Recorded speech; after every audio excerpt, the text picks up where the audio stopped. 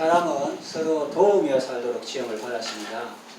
여러분 잘 아시는 바와 같이 한자로 사람인자는 두 사람이 서로 기대고 있는 모습입니다. 남성이나 여성이나 한 사람으로서는 일어서기 어렵습니다. 똑바로 서기 어렵습니다. 기울어집니다. 두 사람이 연합할 때 온전한 인성을 이루게 됩니다. 두 사람이 연합할 때 남자는 남자다워지고 또 여자는 여자다워지는 것입니다. 범위를 좀 넓혀 보겠습니다. 교회 안에 보면 기신자가 있고 오래전부터 이미 믿는 기신자가 있고 새신자가 있습니다. 기신자와 새신자는 서로 도우며 살도록 지음을 받았습니다.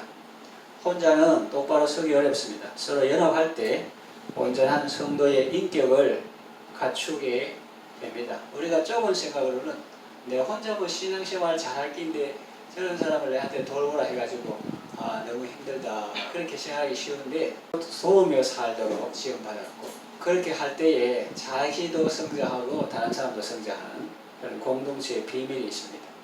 아담은 하와를 보고 말했습니다. 이는 내 뼈 중에 뼈요 살 중에 살이다. 은혜 받았을 때 이렇게 말했습니다. 은혜 받았을 때 남편이 아내를 보거나 기신자가 새신자를 보거나 또 먼저 믿은 사람이 나중 믿은 사람을 보거나 할 때 보는 눈이 이는 내 뼈 중에 뼈요 살 중에 살입니다. 은혜 받았을 때 그렇게 말해요. 그런데 은혜가 없으면 어떻게 변할까요? 하나님께서 내게 주신 여자 그가 내게 선악과를 주므로 내가 먹었나이다. 한마디로 말하면 그 사람 때문에 내가 죄를 지었다는 것입니다. 여기 중요한 의미가 있습니다. 새가족은 나와 하나님과의 관계의 시금석이라는 사실입니다. 나와 새가족과의 관계가 가까우면 나와 하나님과의 관계도 가깝다는 말입니다. 나와 새가족과의 관계가 안 좋으면 나와 하나님과의 관계도 안 좋다는 말입니다. 내가 하나님의 사랑을 많이 받고 그 은혜에 듬뿍 잠겨 있으면 새가족을 볼 때 사랑의 마음으로 충만합니다. 저 사람은 내 뼈 중에 뼈요 살 중에 살이다. 그럽니다. 그러나 내가 하나님의 사랑을 잊어버리고 은혜에 생활하지 못할 때는 새가족이 많이 부담이 됩니다. 교사도 학생이 너무 사랑스러울 때가 있고 또 그들이 부담스러울 때도 있고 목자도 목원이 너무 사랑스럽고 고마울 때가 있고 그들이 부담스러울 때도 있고 남편이 아내가 자녀가 서로 부담스러울 때도 있고 너무너무 고마울 때도 있고 그래서 예를 들어서 은혜 생활하지 못할 때는 그 목자에게 새가족이 많이 부담이 되는데 어떤 말을 하느냐 하면은 그들 때문에 내가 신앙생활하기 어렵습니다. 내 한 몸 추스르기도 어려운데 내가 먼저 믿었다는 죄 때문에 그들을 돌보아야 합니까? 이럽니다. 어떤 사람은 가인처럼 말합니다. 뭐 그 사람 왜 못 나왔습니까? 무슨 일이 있었습니까? 이렇게 물으면은 내가 내 아우를 지키는 사람입니까? 그걸 그한테 물어보지 왜 내한테 물어보냐? 뭐 이런 투로 말하는 사람도 있습니다. 신앙은 관계입니다. 자기 혼자만 잘하면 되는 것이 아니라는 말입니다. 하나님을 사랑하는 것은 사람을 사랑하는 것으로 나타납니다. 예수님이 말씀하셨죠. 네가 나를 사랑한다면 내 어린 양을 먹이라 그랬습니다. 또 사도 요한도 말합니다. 보이는 바 형제를 사랑하지 못하는 자가 보이지 않는 바 하나님을 사랑하지 못하느니라. 누구든지 하나님을 사랑한다. 주님 사랑해요. 주님 사랑해요. 손들고 찬양하면서 눈물이 주룩주룩 흘러도 누구든지 하나님을 사랑한다 말하면서 그 형제를 미워하는 사람은 거짓말하는 사람이다 그랬어요. 아담은 하와를 사랑함으로 하나님을 사랑하게 되는 것입니다. 하와는 아담을 존중함으로 하나님을 사랑하게 되는 것입니다. 이 신자는 새신자를 사랑함으로 하나님을 사랑하게 되는 것입니다.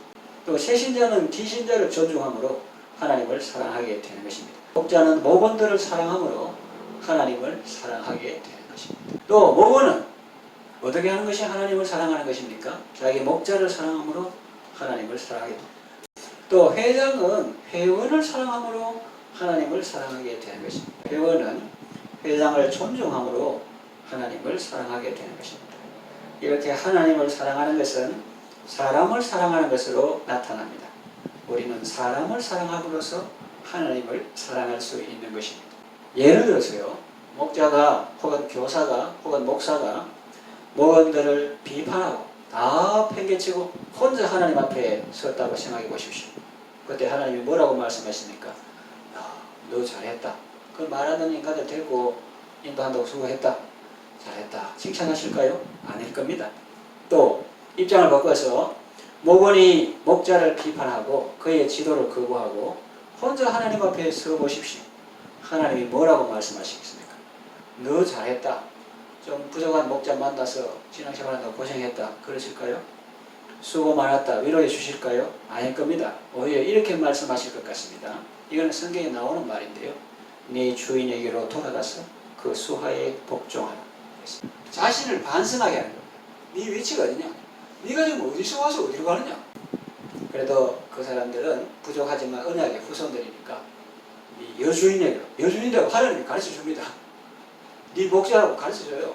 내 여주인에게로 돌아가서 그 수하에 복종하라. 이렇게 하나님께서 사람으로 이렇게 말씀하셨죠. 목자가 미국이나 유럽에 있는 유수한 대학을 졸업하고 세계적인 명강사가 되고 국내외 선교를 열심히 한다 할지라도 하나님께서 자기에게 맡겨주신 사람들을 다 내버려 두고 혼자 주님 앞에 서게 된다면 주님이 칭찬하실까요? 맡겨주신 양을 돌보느라 유학도 못 가고 학위도 못 받고 맨날 울며 기도하다가 하나님 앞에 섰을 때 주님, 저는 아무것도 한 것이 없습니다. 긴 세월 동안 남들은 열심히 공부해서 박사학위도 받고 교회도 건축하고 세계적으로 유명한 스타 강사가 되었는데 저는 그 세월 동안 무엇을 했는지 돌아보면 정말 아무것도 한 것이 없습니다. 라고 할 때 주님이 꾸중하시며 책망하실까요? 이해하기 쉽게 극단적인 예를 들었습니다. 그러니까 예던 거는 예던 거로 거쳐야 돼요. 너무 극단적으로 그렇게 주가면 안 돼요. 무슨 말이냐면은 유학 가고 학위 받는 것이 나쁘다는 말을 하려는 것이 아니고 하나님께서 자기에게 맡겨주신 양들을 돌보는 것이 우선이라는 말을 하는 겁니다. 유학 가고 학위 받는 것도 그 양들을 잘 먹이고 잘 돌보기 위해서라면 거부할 이유가 없겠죠.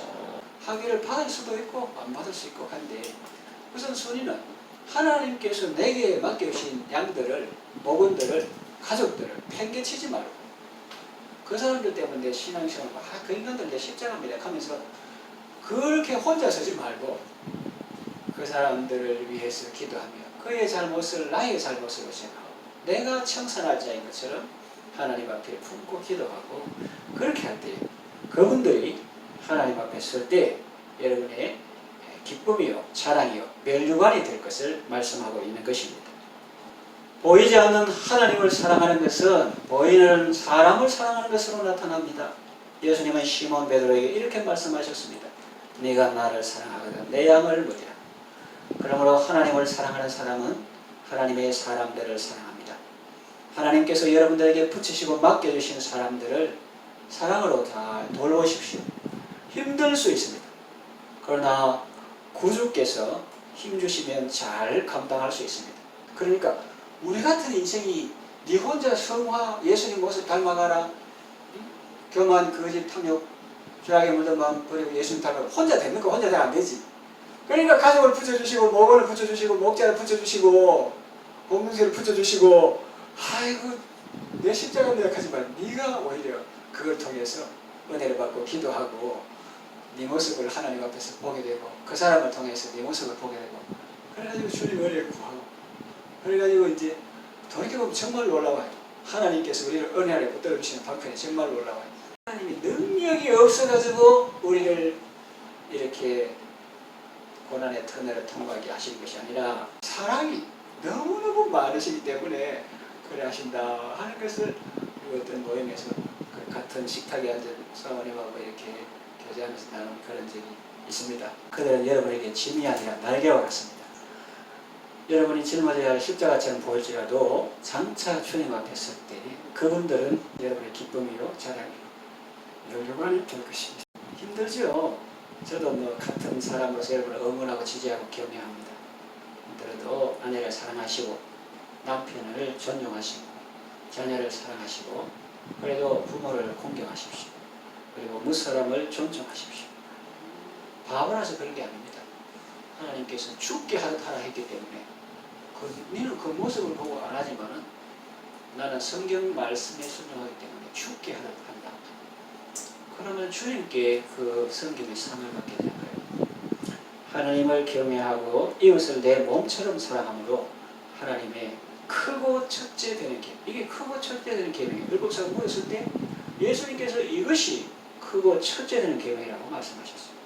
이걸 잘 지키시고 천대까지 복을 받는 여러분 다 되시기를 바랍니다.